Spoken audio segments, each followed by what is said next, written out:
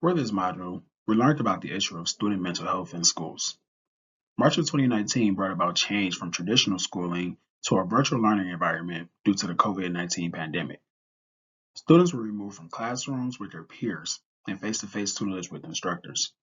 During this time, they were exposed to varying types of trauma, from social isolation to losses of loved ones. As schools began to return to a traditional hybrid model, there was still some level of angst that existed regarding wearing masks, being tested daily, fears of contracting the virus, and reestablishing social relationships. A spike in the demand for student mental health service requests were noted, especially in suburban and low poverty environments. With the assistance of elementary and secondary school emergency relief funds, school systems have since instituted resources to accommodate these requests. But it is important that these resources be sustained to promote positive climates and preserve the learning environment in our schools. The Georgia Department of Education's Office of Whole Child Supports coordinates initiatives to address well-being and safety in schools.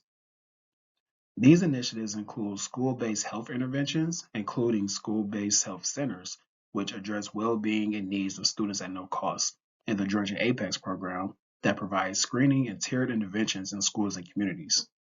The multi-tiered systems of support, or MTSS, intends to address academic and behavioral needs. And lastly, school safety plans, a legal requirement that the Georgia Center for School Safety helps districts fulfill to address school violence and provide safe and supportive learning environments.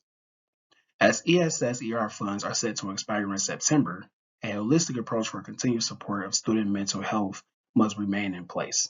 First, training for school personnel to identify mental health matters and manage classroom behavior should be accessible outside of planned professional development opportunities. Knowing how to properly tend to students experiencing a crisis or how to implement social and emotional learning content can impact the level of support our students feel in the school environment. Next, community resources should be retained in schools with the assistance of the Georgia APEX program. Furthermore, it is important to involve stakeholders like family and community members for the work to continue outside of school and combat student mental health challenges. Lastly, state funding for school-based personnel services like full-time counselors or social workers need to be prioritized.